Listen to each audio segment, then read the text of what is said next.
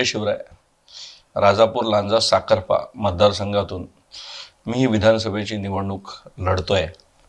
पण पहिल्यांदा सकारात्मक आणि विकासाच्या मुद्द्यांवरती ही निवडणूक आपण लढवणार आहोत.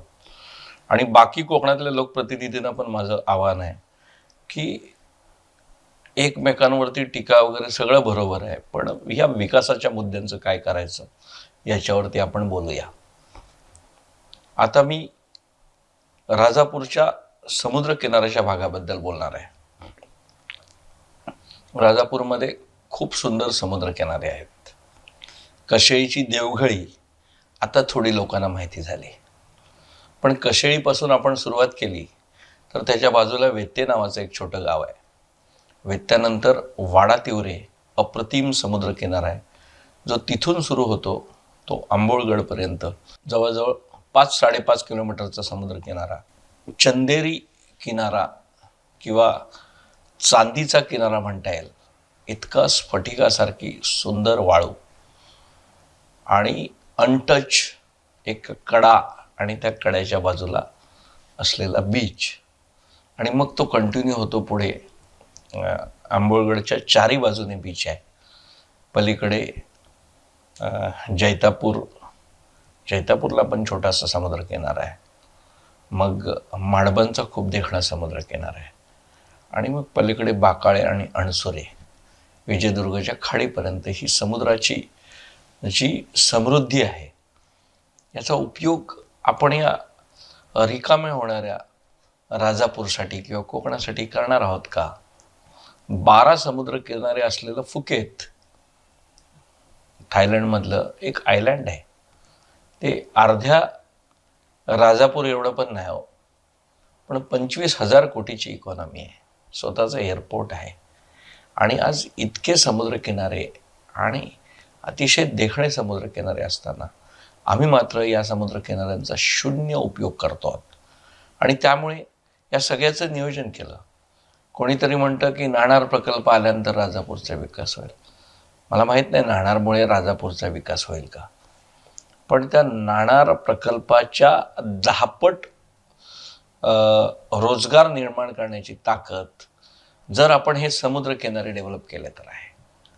या समुद्र किनाऱ्यांवरती पर्यटनाची फुकेतसारखी जर 1-2-3 शहरं निर्माण झाली 1000-2000 एकराची, तर जगभरातले रिसॉर्ट्स आणि जगभरातली गुंतवणूक तिथे येऊ शकता. माझ्या कल्पनेत आहे. आणि त्याच्यासाठी वाडा तिवरेमधली सगळी मुलं आणि गावकरी, वेत्तेमधले गावकरी आणि आंबोळगडमधल्या पण गावकऱ्यांना मी विचारणार आहे. तिथे कोणतरी एक बंदर आणणार आहे आणि 1,00,000 वर्ष लागतात एक बीच बनायला. आणि गरज काय समुद्रावरती बंदर बनवायची? बाजूला मुसाकाजी बंदर आहे, ते मुसाकाजी बंदर वापरा ना. आंबोळगडची वाताहत करण्याची तुम्हाला काय आवश्यकता आहे? आणि त्यामुळे त्या परिसरामध्ये माझी कल्पना अशी आहे, जी मी तिथल्या सगळ्या शेतकऱ्यांना बरोबर घेऊन राबवायचा विचार करतोय. मी त्यांच्याबरोबर माझी चर्चा चालू आहे.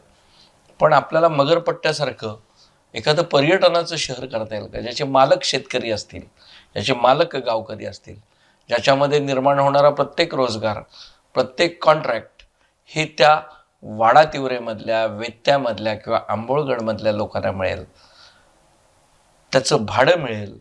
आणि जगभरातल्या IT कंपन्या जशा मगरपट्ट्यामध्ये येऊन काम करतात, तसे जगभरातले मोठमोठे पर्यटन उद्योग तिथे येऊन गुंतवणूक करतील आणि मोठमोठी 3 स्टार 5 स्टार हॉटेल्स बनतील. त्यातून येणाऱ्या उत्पन्नामधून चांगलं भाडं मिळेल. आणि जो शेतकरी 2-5 लाख रुपये एकराने जागा विकेल, त्याच्याऐवजी तो महिन्याला 2-5 लाख रुपये कमवू शकेल, इतकी क्षमता त्या सगळ्या समुद्र किनाऱ्यांमध्ये आहे. परंतु दुर्दैवाने जमिनी विकणे आणि दलाली करणे हा मोठा व्यवसाय कोकणामध्ये झालेला आहे. आणि म्हणून अशा स्वरूपाचं सतीश मगर माझे मित्र आहेत, मी त्यांच्याबरोबर बोलणार आहे. आणि सुदैवाने या गावातली लोक एवढी सुंदर आहेत की मला माहीत नाही की मला किती मतं मिळणार आहेत आणि मी आमदार होणार आहे की नाही आमदार, पण त्या पलीकडे जाऊन या सगळ्या लोकांबरोबर जर काम केलं ना जे मी 10-15 वर्ष पुढची करणार आहे. पुन्हा मी सांगतो की कोणी अमर होऊन आलेला नाही.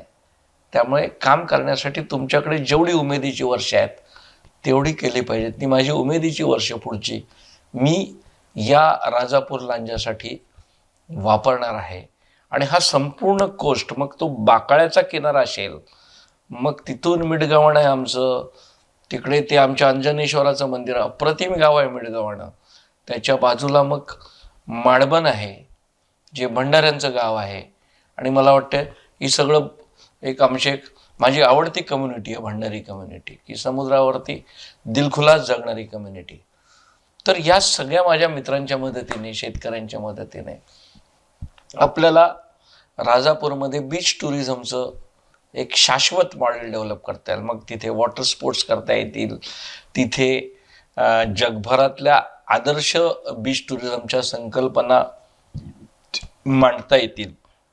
आणि हा संपूर्ण परिसर, ज्यात लाखो देशी विदेशी पर्यटक यावेत आणि जगभरातल्या लोकांना समुद्राचं आकर्षण आहे.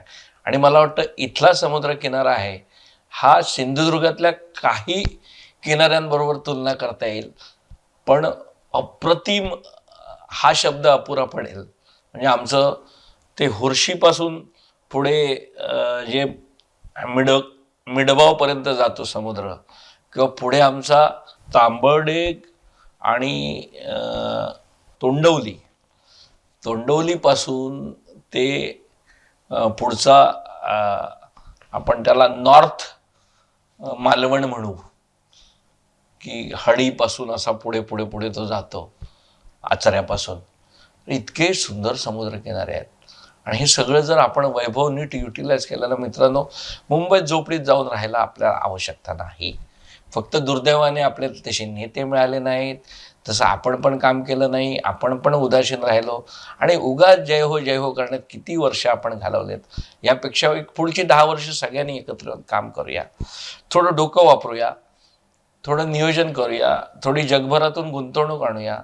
गव्हर्नमेंटने सुद्धा, मी गव्हर्नमेंटला म्हटलं आहे की तुम्ही अंमळमाडीसारखं विकास प्राधिकरण करा, आणि ते त्यांनी मान्य केलं आहे. माननीय मुख्यमंत्री शिंदेसाहेब हे माझे आवडते मुख्यमंत्री आहेत, आणि त्यांनी कोकण विकास प्राधिकरण स्थापन केलं आहे, ज्याची मागणी मी केली होती ग्लोबल कोकणमध्ये. त्याच्यासाठी 500 कोटीची प्रोव्हिजन पण केले आहे त्यांनी. आणि मला वाटतं पुढच्या काळामध्ये ते प्राधिकरण जर काम करेल आणि त्याच्याबरोबर जर शेतकऱ्यांना इन्व्हॉल्व करून घेतलं आणि आमच्यासारखा फील्डमध्ये काम करणाऱ्यांना त्याच्यामध्ये इन्व्हॉल्व केलं, तर संपूर्ण कायापालट करता येईल. आणि हा जो कोस्टल कायापालट आहे राजापूर तालुक्याचा, याचं एक व्हिजन घेऊन मी काम करणार आहे. आणि मी एक इलेक्शनच्या निमित्ताने एक व्हिजन डॉक्युमेंट मी मांडणार आहे.